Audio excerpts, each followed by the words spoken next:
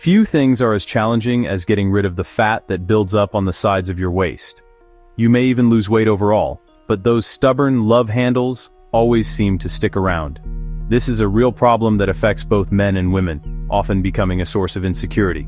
But the good news is that there is a proven path to overcome it. And before I share this method, let me remind you that we created an exclusive guide developed especially for you. It will only be available for a limited time, so don't miss the chance to access this complimentary content. This guide brings insights that can further enhance the results of the exercises you're about to learn. It's a simple, yet decisive resource to accelerate your progress. In today's video, you'll discover the 10 most effective exercises to burn away love handles in a practical and efficient way. They were selected because they activate multiple muscle groups and significantly increase calorie burn. The goal is clear: reduce waist size, improve conditioning, and deliver visible results. And the best part, you can do all of this at home, with no complicated equipment. By applying this sequence, you'll go far beyond just aesthetics. Your movements will become sharper, your posture will improve, and your daily energy will rise. This workout transforms both body and mind, restoring confidence and motivation. Now let's dive into these exercises that can change your routine starting today. Before we jump into the first exercise, I need to have a quick but very important chat with you about the science behind losing fat, especially from areas like your love handles. The single most crucial factor is creating a calorie deficit. It sounds technical, but it's actually a very simple concept. It just means that you need to burn more calories throughout the day than you consume through food and drink. When your body needs more energy than it's getting from your daily meals, it turns to its stored energy reserves, which is your body fat, and starts to burn that for fuel. This is the fundamental principle of fat loss. Think of your body like a car. The food you eat is the gasoline. If you put more gas in the tank than you use driving around, the tank overflows. That's like your body storing excess energy as fat. To empty the tank a little, you need to drive more, which means increase activity, or put less gas in, which means reduce calorie intake. It's a balance. You can't out-train a bad diet, and no amount of exercise will be effective for fat loss if you're consistently consuming more calories than your body is using. That's why what you do in the kitchen is just as important, if not more important, than what you do during your workouts. So, how do we achieve this? It's a two-part strategy. First, we need to be mindful of our nutrition. This doesn't mean starving yourself. It means making smarter choices, focusing on whole, unprocessed foods like lean proteins, vegetables, fruits, and healthy fats that keep you full and nourished. We'll talk more about diet later, but just keep this in mind. The second part of the strategy is increasing your overall activity level to raise your daily calorie burn. This is where our workout comes in. We're going to be doing high-intensity exercises that are incredibly effective at burning a lot of calories in a short amount of time. This combination is the only realistic and sustainable way to reduce fat from your entire body, which includes the love handle area. Workouts like the one we're about to do will not only burn calories during the session itself, but will also boost your metabolism, so you continue to burn more calories even after you've finished exercising. This is known as the afterburn effect, or EPOC, excess post-exercise oxygen consumption. By revving up your body's engine, you turn yourself into a more efficient fat-burning machine 24/7. It's about working smarter, not just harder. Remember, patience and consistency are key. Your body didn't store that fat overnight, and it won't disappear overnight either. But by consistently applying these principles, eating in a slight calorie deficit and staying active with workouts like this one, you will see progress. You'll start to feel stronger, more energetic, and over time, you'll see those changes in the mirror. Now, with that foundation laid, are you ready to get started? Let's begin with our first exercise and get that heart rate up. Alright team, let's kick things off with a bang. Our first exercise is frog jumps. This is a fantastic plyometric move that's going to spike your heart rate immediately and really work your glutes, quads, and core. It's all about explosive power, so I want you to give it everything you've got.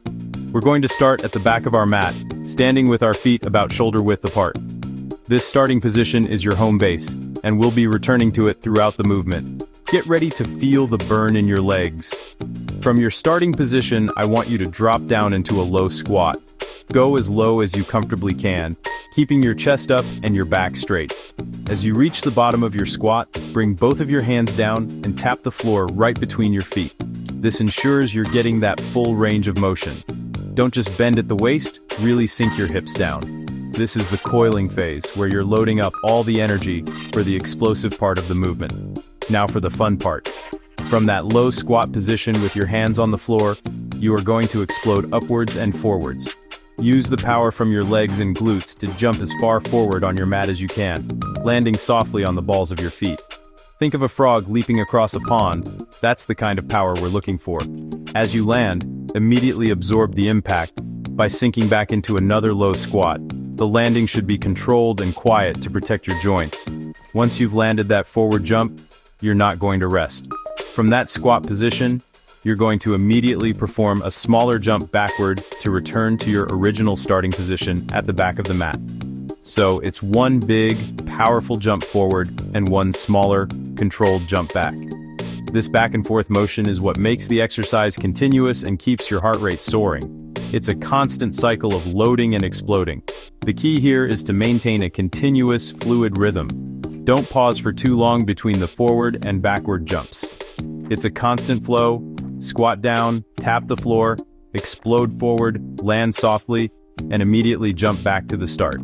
Your legs are going to be on fire, your lungs will be working hard, and that's exactly what we want. We are waking up the biggest muscles in the body and demanding a ton of energy, which means we are torching calories.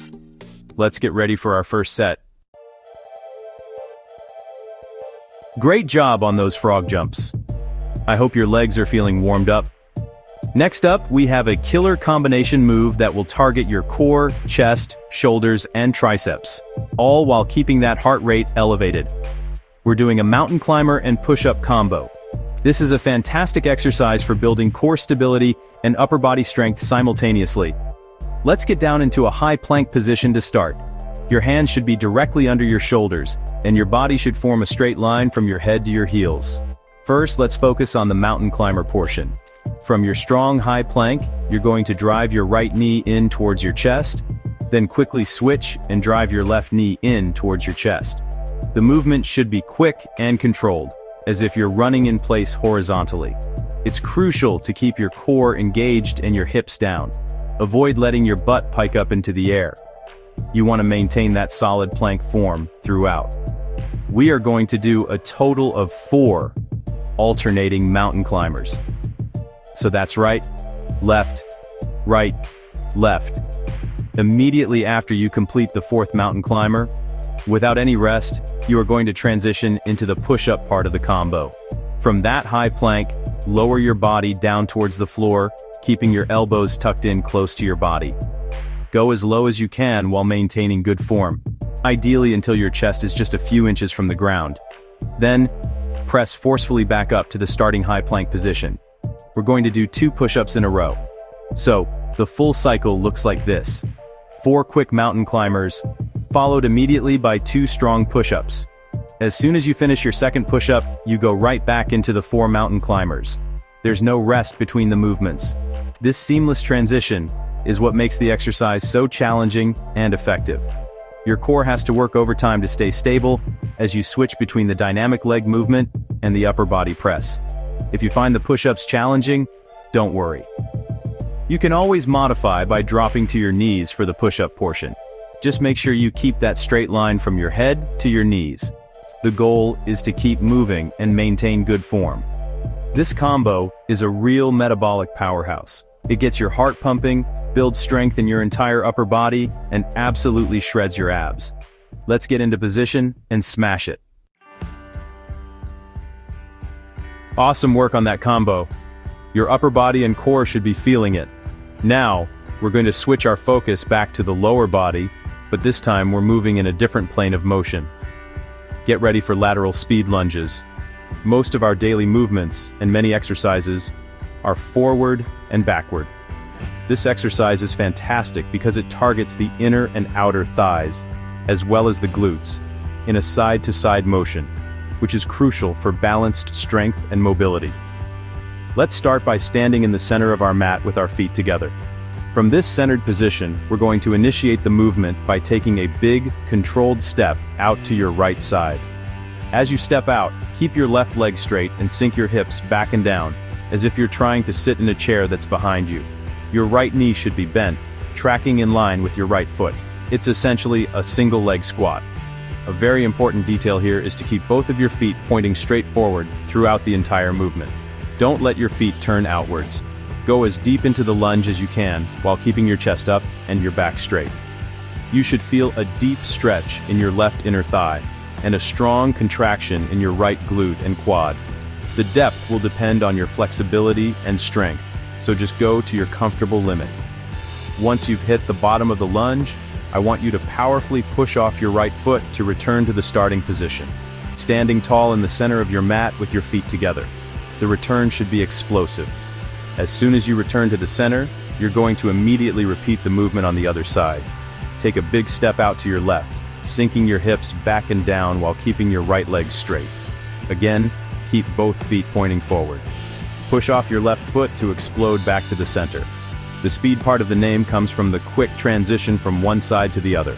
You're alternating sides with a powerful push-off and a quick return to the center each time. This exercise is not just about strength, it's also about control and stability.